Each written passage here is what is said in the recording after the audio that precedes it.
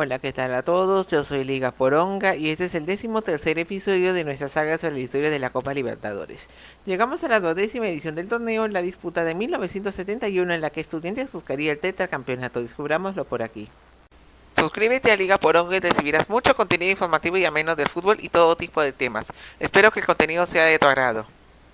21 equipos se anotarían en esta edición, resaltando el regreso de Brasil, y Argentina metía 3 equipos por tener al campeón Estudiantes. En el Congreso de la Confederación Sudamericana, muchos países pidieron que los grupos en la primera fase sean por zonas geográficas. Lo cierto es que, al estar nuevamente los 10 países en la competición, se volvieron a formar 5 grupos de 2 países cada uno, con la asignación de los grupos dada por orden alfabético. Pero se dio un cambio de formato, ya que solo calificaba el ganador de grupos directamente a semifinales. Ello porque la segunda fase fue suprimida por congestión de partidos y se le reemplazó por la mencionada ronda. Esta fase se jugaría en 2 grupos de 3 a doble rueda. Allí entraba el campeón defensor, y si entre los calificados había uno de su mismo país, debía compartir grupo con este. Los ganadores de grupo accedían a la gran final de la competición. La fase de grupos se jugó del 29 de enero al 31 de marzo de 1971.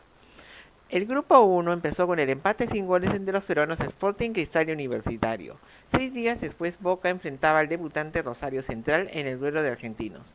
La ventaja fue de Rubén Suñé para el equipo Ceneice, igualó José Mesiano para los canallas, y al minuto 74 Rubén Palacios dio el triunfo a Boca. 4 días después, el equipo rosarino viajó a Lima para enfrentar a Sporting Cristal. Ramón Mifflin adelantó al cuadro rimense. El empate lo hizo Ángela Dunchi, y un penal de Roberto Gramajo dio la victoria al equipo de Ángel Duriosov. 3 días después, los canallas se enfrentaron a Universitario. El equipo crema tomó ventaja con los goles de Percy Rojas, Carlos Urunaga y Osvaldo Ramírez. Los descuentos de Aldo Villagra y Ramón Bóveda no alcanzaron y ganó el equipo local. Marzo inició con Cristal recibiendo a Boca, y la ventaja fue del equipo del argentino Sabino Bartoli vía Juan Borregoso.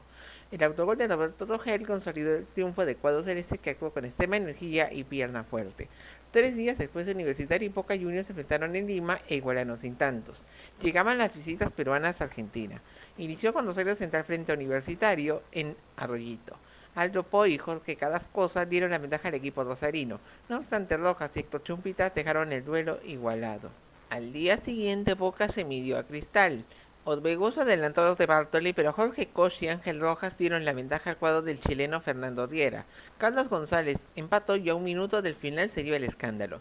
Rogel tiró al suelo a Fernando Mellán y el árbitro cobró falta. Este último golpeó a Oscar Pianetti y se dio la bronca entre todos los jugadores. El árbitro expulsó a todos los que jugaban este cotejo, salvo a los arqueros de los 2 equipos y el peruano Julio Meléndez del equipo Ceneice. Todos ellos fueron detenidos por el edicto de reuniones deportivas y liberados después. El partido fue decretado como empate. 8 días después, los cerveceros visitaron a Rosario Central, que arbitró su localía y goleó con los tantos de Landucci, Mesiano, José Sabaño y Miguel Ángel Bustos para continuar vivo. El mismo día, Boca debió recibir a Universitario, pero el cuadro crema no se presentó por una resolución de la Confederación Sudamericana. Entendamos que el presidente del organismo era Teófilo Salinas y este era peruano. 3 días después, la Confederación decidió que Boca sea expulsado del torneo, y el duelo con los gremas fue dado por ganado a los peruanos, al igual que a Central en su duelo, que debía recibir a los ceneices. Además, a Boca se le impuso una multa, y ello generó que la AFA amenazara con retirar a sus equipos. Universitario se benefició con la medida, pero aún debía un partido ante Cristal. Rojas adelantó al equipo del uruguayo Roberto Scarone. Héctor Bailete y Víctor Calatayud marcaron en el segundo tiempo, y de esta forma el cuadro crema se clasificó. La acción del grupo 2 inició con el debutante Chaco Petrolero recibiendo a The Strongest. Juan Américo Díaz aventajó al equipo atigrado. Igualó Video Mesa para el campeón boliviano, pero Rolando Vargas dio el triunfo al laurinegro. 2 semanas después, Nacional y Peñarol se enfrentaron en el clásico uruguayo. El argentino Raúl Castronovo de penal adelantó al equipo carbonero, pero un penal de Juan Mujica y el argentino Luis Artime dieron la victoria al bolso.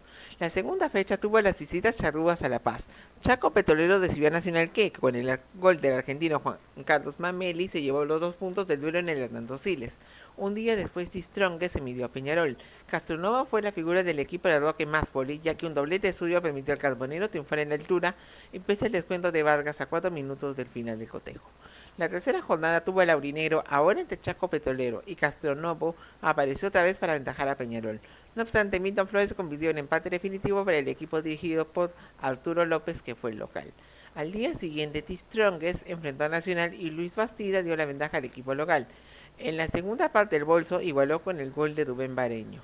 5 días después iniciaron las revanchas y las visitas altiplánicas a Montevideo, que iniciaron con Peñarol frente a Chaco Petrolero. Castronovo marcó el único tanto del duelo para el equipo aurinegro. Un día después Nacional se midió a T-Strongest y demostró su favoritismo en este duelo. Artimio hizo un triplete y completaron el score Luis Cubilla y Juan Mujica desde los 12 pasos. La penúltima fecha tuvo el cuadro tigrado midiéndose a Peñarol, que dio una demostración de su arsenal ofensivo. Castronovo marcó 5 de los 9 goles del equipo carbonero. Rubén Colbo por duplicado, el argentino Hermindo Nega y Niro Acuña completaron la goleada final.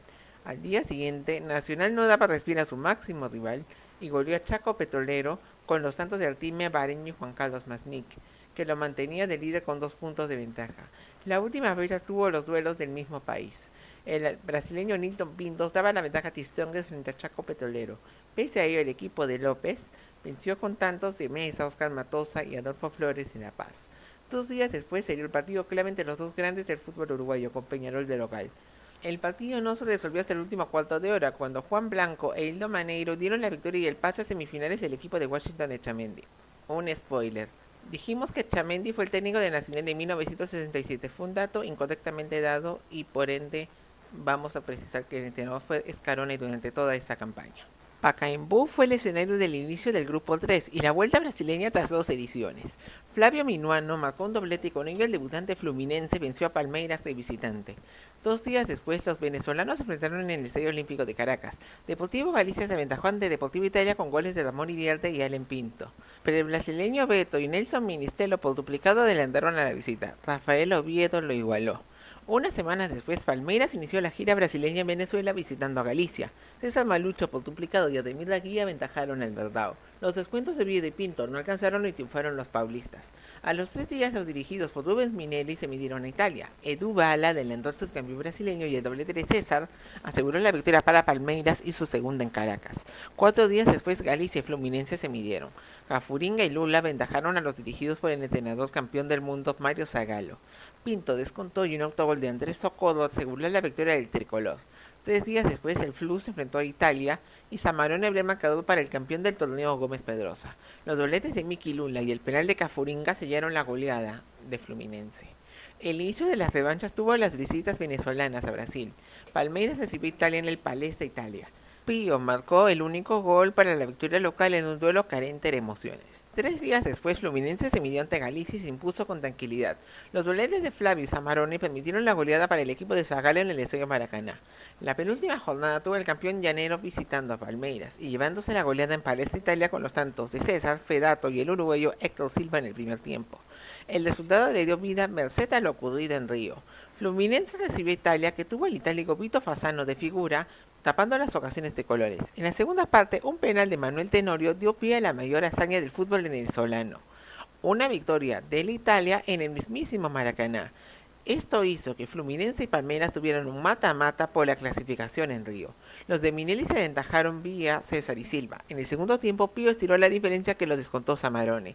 Así Palmeiras logró clasificarse. A los 4 días, los venezolanos cerraron la acción del grupo en Caracas. Pinto aventajó a Galicia ante Italia, que remontó con los tantos de Alcir y el español Osman Bendezú. Oviedo empató y Delman Useche dio el triunfo para Italia.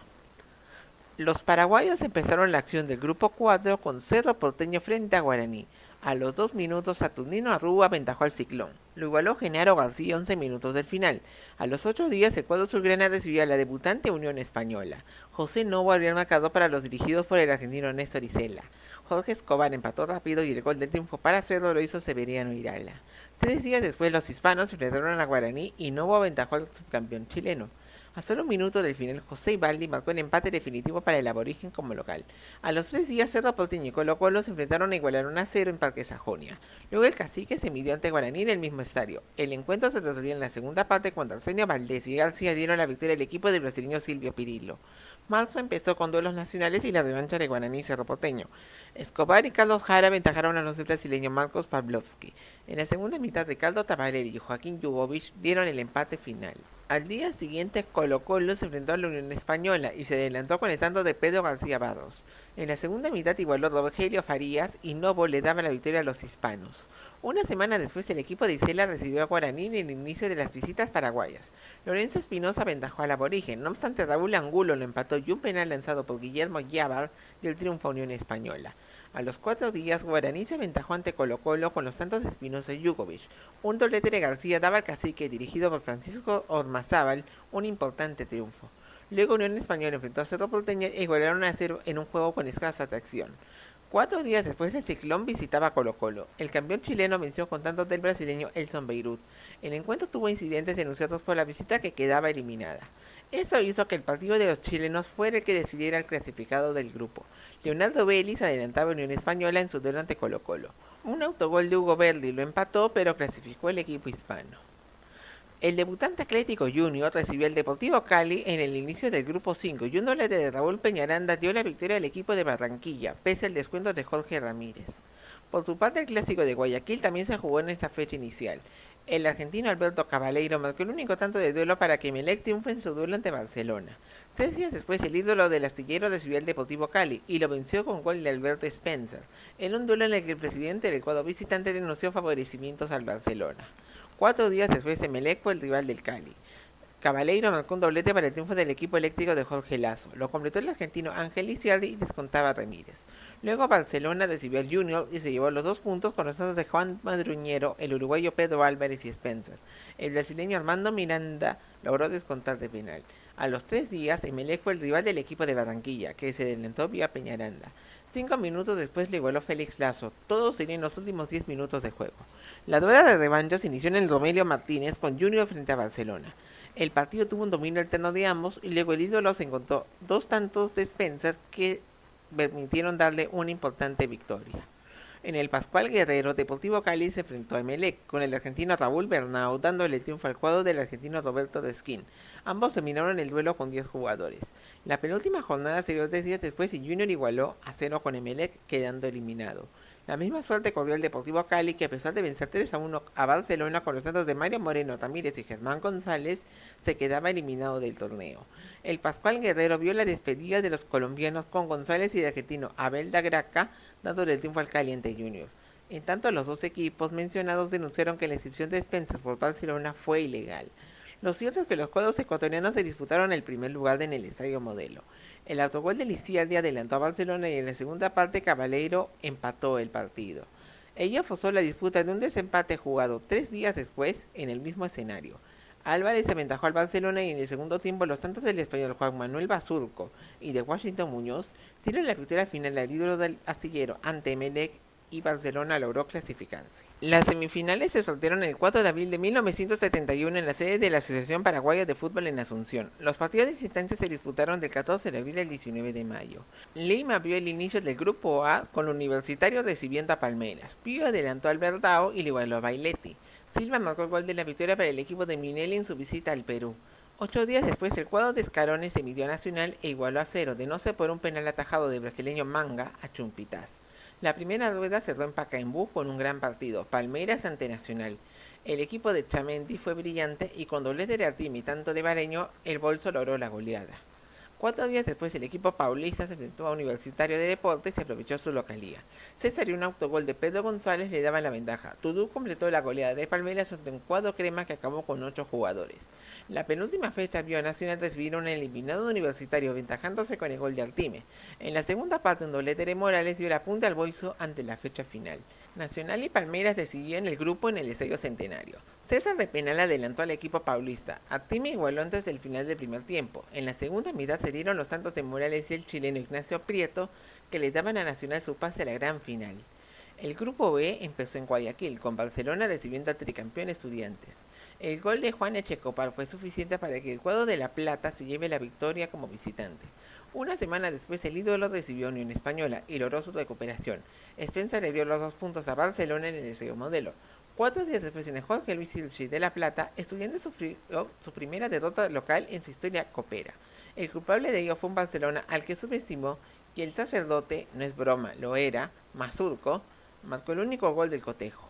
Luego el equipo del brasileño Otto Vieira visitó a la Unión Española. Farías adelantó al cuadro chileno y Osvaldo González hizo doblete para estirar las diferencias.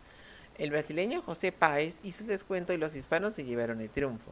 La penúltima fecha enfrentó a los hispanos ante Estudiantes. El autogol de Berli en la primera parte daba a los de Miguel Ignomiriello una gran victoria en Santiago, en un encuentro que dejó un muerto y 7 heridos por incidentes de la hinchada local ante el juego del equipo Pincharrata. El encuentro decisivo del grupo se dio en La Plata entre pinchas e hispanos, ya que esos últimos podían forzar un triple empate. El checoslovaco Cristian Dudski adelantó a los platenses.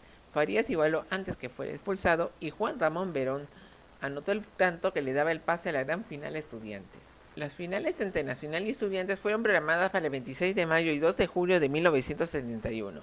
Ambos habían jugado la definición 2 años antes y el Bolso buscaba vengarse de aquella derrota. El partido de ida se jugó en el Jorge Luis Ilchi de La Plata con arbitraje del chileno Mario Canesa y se definió con el gol de Daniel Romeo al minuto 60 a favor del tricampeón. El presidente de Nacional, Miguel Restuccia, denunció que el cuadro local jugó influenciado por las drogas.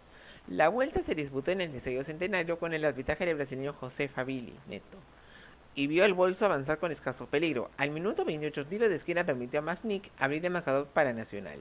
Luego el partido fue igualándose, aunque el local evidenció más peligro.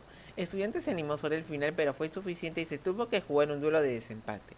Este se programó una semana después de la vuelta en el Estadio Nacional de Lima. El árbitro fue el chileno Rafael Ormazábal y se dispuso que haya una definición por penales en caso de que la igualdad en la diferencia de goles continuara tras la prórroga, cosa que se estaba dando. El partido fue vibrante, aunque no exento de jugadas bruscas y con inicio nivelado. Víctor Espádago abrió el marcador para Nacional y tras ello Estudiantes intentó empatar sin suerte pese a tener mayor movilidad y desplazamientos rápidos. La línea ofensiva uruguaya fue persistente pese a la muralla platense. El segundo tiempo tuvo al pincha apoderándose esporádicamente de la ofensiva sin cuajar sus chances, y luego se recuperó el equilibrio ya que Nacional defendió el resultado. Ativia marcó el segundo gol y luego el cuadro platense no perdió la serenidad y tuvo mejor planteamiento de un Bolso inseguro que actuó dubitativo, pero el tiempo acabó. Nacional lograba por primera vez la máxima corona continental tras una gran campaña en la que solo perdió en la final de ida. Tras 3 finales perdidas, su sueño de conseguir la máxima corona se hizo realidad. Ese año fue bueno para Nacional, pese a que empezó siendo subcampeón de la Copa Montevideo. Lo tuvo como campeón del campeonato uruguayo por apenas un punto de ventaja ante Peñarol. Además se midió el subcampeón europeo Panathinaikos por la Copa Intercontinental. Los griegos ocuparon el lugar perteneciente al campeón Ajax, que denunció a jugar por motivos de fecha para el duelo de vuelta. El Eje 7 propuso que se diera en Europa, aunque Nacional también quiso hacerlo allí por razones económicas y propuso jugar en Wembley y luego al negarse la opción el Maracaná. Empató a 1 en el Pireo y venció 2 a 1 en el Centenario para coronarse por primera vez campeón del mundo. Además adjudicó la Copa Interamericana tras vencer al Cruz Azul por 2 a 1 en noviembre de 1972, tras igualar a 1 en el Estadio Azteca. Nacional accedió a la siguiente edición con la mira en conseguir el bicampeonato, pero muchos equipos querían quitarle la corona, pero todo ello lo veremos en el siguiente video. Espero que les haya gustado este video y gracias por tu sintonía. No te olvides de darle me gusta y suscribirte a Liga Poronga. Créeme que me ayudarías bastante haciendo ello. Puedes revisar también todos los videos anteriores de esta saga de la historia de los mundiales y coméntame también sobre tus sensaciones de esta competición. Saludos a todos y nos vemos en el siguiente video.